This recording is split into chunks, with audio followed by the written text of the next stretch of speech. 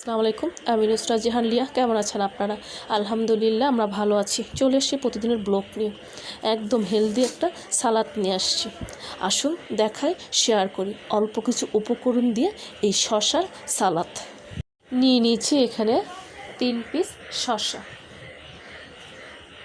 শসাগুলো একদম কচি নিতে হবে, খোসা কিন্তু ছাড়ানো যাবে না। একদম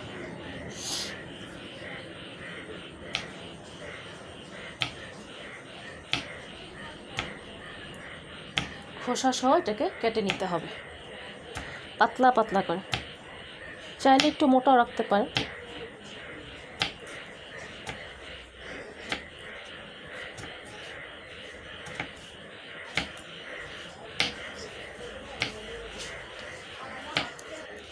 এই তো এইরকম পাতলা পাতলা খোসা সহ এটাকে সম্পূর্ণটা কেটে নেব।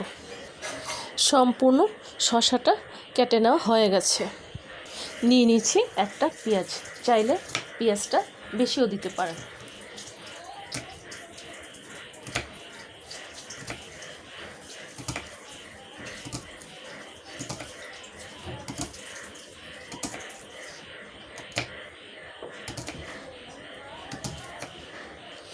সম্পূর্ণ পেঁয়াজটা কাটা হয়ে গেছে।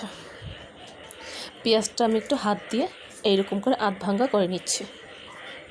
নিয়ে নিয়েছি 2টো লাল মরিচ, অতটা লাল না, তারপর একটু পাকা পাকা থেকে নিয়ে নিয়েছি। এখন আমি মরিচটাকেও কেটে নেব।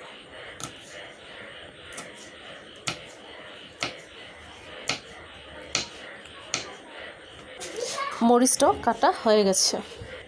শসা পেঁয়াজ দিয়ে দিচ্ছি, কাঁচামরিচ দিয়ে দিচ্ছি, চিলি ফ্লেক্স।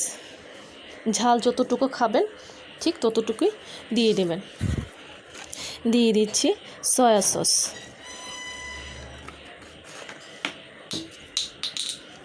দিয়ে দিচ্ছি সরিষার তেল, চাইলে অলিভ অয়েলও দিতে পারেন। দিয়ে দিচ্ছি খাবারের লবণ, চাইলে এখানে বিট লবণটাও দিতে পারেন। দিয়ে দিচ্ছি 1 পিস লেবুর রস। আপনারা যতটা নেবেন, মানে শসার পরিমাণটা যতটুকু নেবেন, আপনারা সব কিছু পরিমাণটা একটু বাড়িয়ে দেবেন।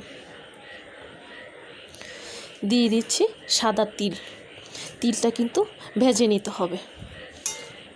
এখন আমি সব পণ্যটা ভালো করে মাখিয়ে নেব।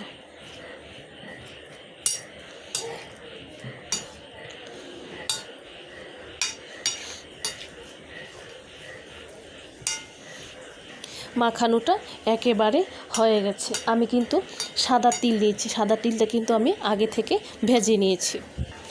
পুরো প্লেটে চারিপাশটা আমি ক্লিন করে দিচ্ছি। তৈরি হয়ে গেছে একদম অল্প কিছু উপকরণ দিয়ে হেলদি একটা সালাদ, শসার সালাদ।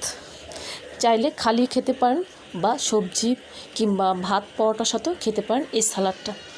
ভালো লাগলে কমেন্টস করে জানাবেন, সাবস্ক্রাইব করে দেবেন, আমার পাশে থাকবেন আর আমাকে অনেক অনেক সাপোর্ট করবেন।